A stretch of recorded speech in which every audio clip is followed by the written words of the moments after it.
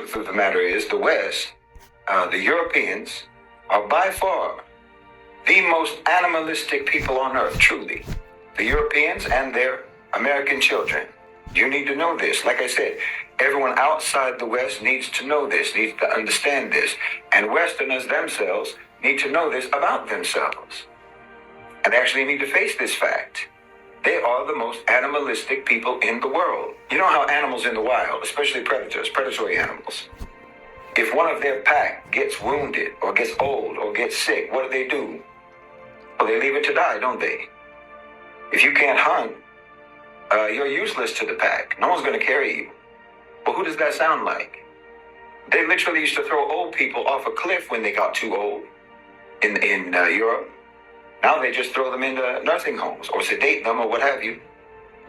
Or else they literally will just let them lose everything and die homeless in the street. They don't care. Nobody cares. And the moment you're old enough to hunt, okay, predatory animals. With predatory animals, the moment you're old enough to hunt, you're on your own.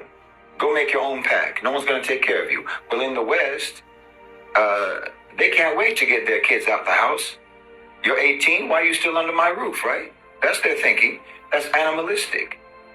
And this runs through their whole society. It runs through their whole culture. Their economy is a hunting economy. It's a predatory economy. Acquire resources, seize the prey, take, get yours, don't worry about anyone else. That's their thinking. Very territorial as well. Very controlling. Always competing. Always fighting. Always trying to obtain dominance. Always laying claim. Laying claim to this and that and the other. Claiming their dominion.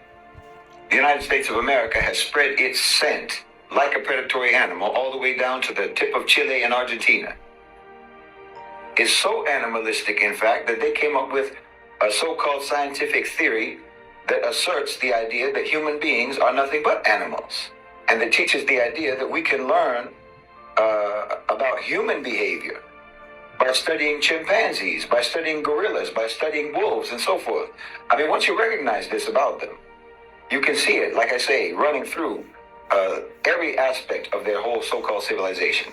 It's a fundamental, foundational belief that human beings are innately bestial and predatory and selfish and alone. They're coming from a very deep place of contempt for mankind. You're not going to be able to properly analyze anything that involves Westerners if you don't understand this about their collective psyche, about their cultural background, about their framework, about their paradigms. And furthermore, you're not going to be able to properly evaluate any Westerner's analysis of anything if you don't understand.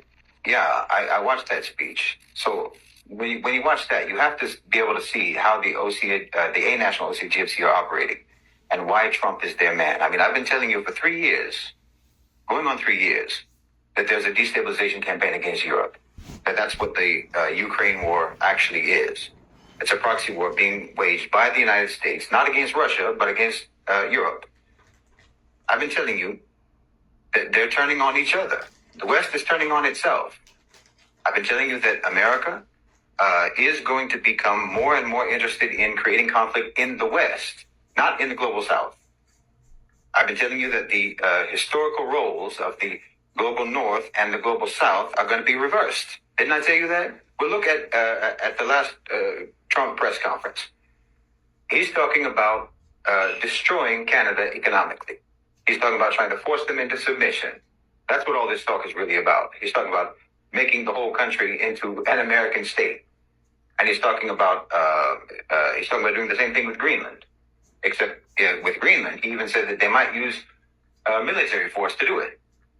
So that's a direct threat against the EU, and they've taken it as such.